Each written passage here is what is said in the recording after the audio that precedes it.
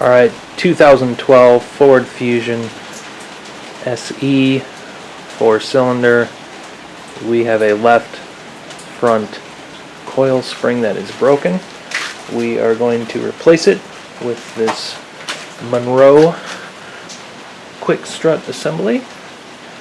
All preloaded, pre-packaged, some new hardware. We are going to go through it one step at a time.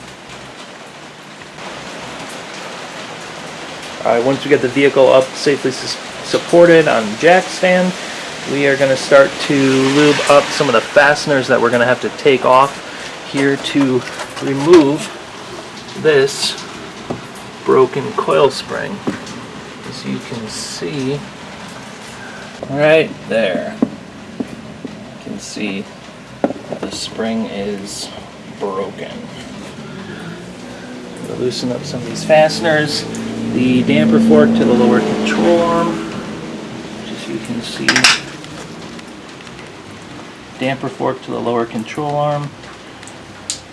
Mounting bolt, securing it there, the locator, and the upper stabilizer bar link. And up top, we're going to locate the relationship between these with the silver Sharpie.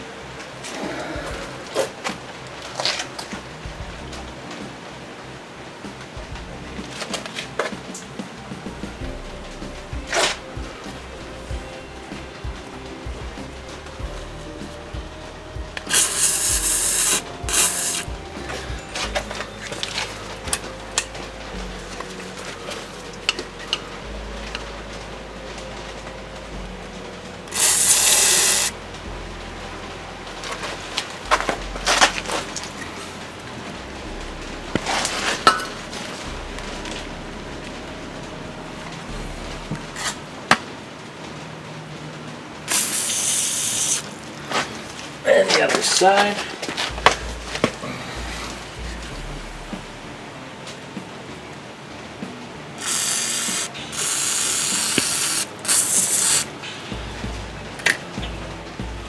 We'll get a better shot of that once it comes out.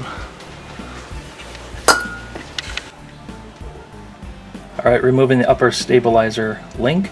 We have a 5mm Allen key and a 14mm ratcheting wrench. Hold it and loosen, you're good to go.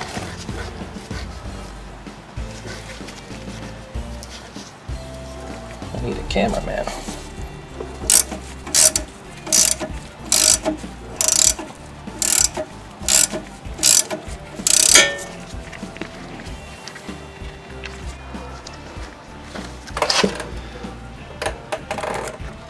Alright, the pinch bolt, we've got a 14mm impact.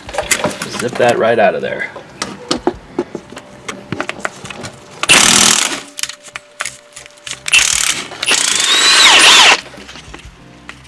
And we're good.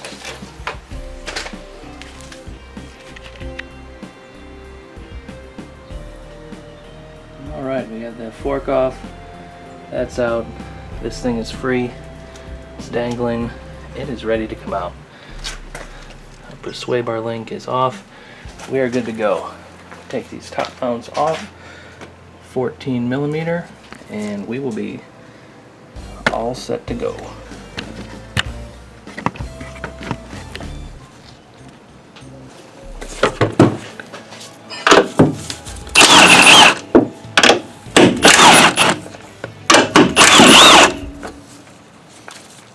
You need to take them all the way off immediately, because this is going to fall. So take these two, set them aside. We got new ones. However, I want to hold it from the bottom as this will come out. And you can catch that one, of course.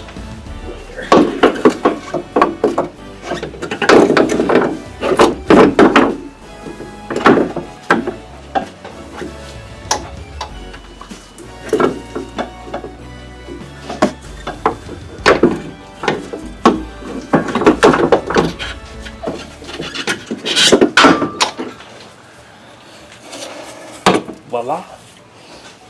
Side by side. There we go. It's actually pretty disappointing, that's why we're here. That little piece right there. And this car only has 50,000 miles on it. 2012 Fusion. Not really sure what's going on there, full moco. But you got some OE strut issues. Springs, really. But the whole deal. As you can see, it is the original Ford piece.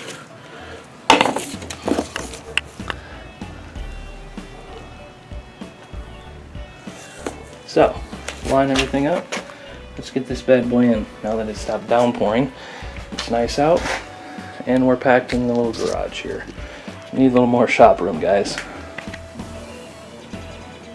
Alright, now that we got it all reassembled, ready to put the wheel back on.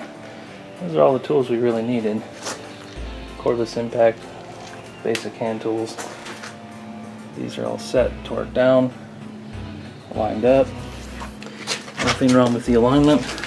And there's a shot of the new one just so you can see we are good to go. Everything is reattached and torqued down all sides with the upper stabilizer link connected, pinch bolt in there, torqued down, and you just have to align the strut there with the little keyway that's built onto it.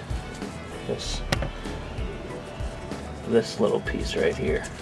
And pinch bolt lines right up under it. Now, there's one other thing we're going to look at. The customer came here because coil spring is broken and they were quoted, I think, $700 to replace that. They're going to walk out of here for $300 for that deal. And they were told they need new rear pads and rotors. I already looked at them, but they're fine. But I'm going to show you.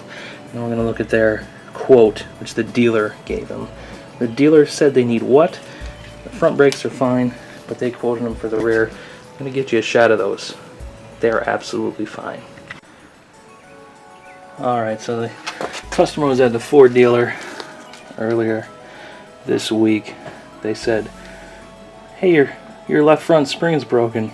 By the way, you need all new rear pads and rotors.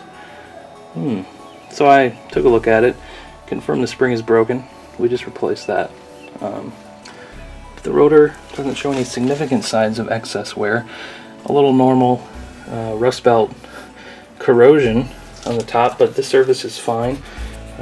It is within spec, and the pads actually have a very nice bit of life left on them,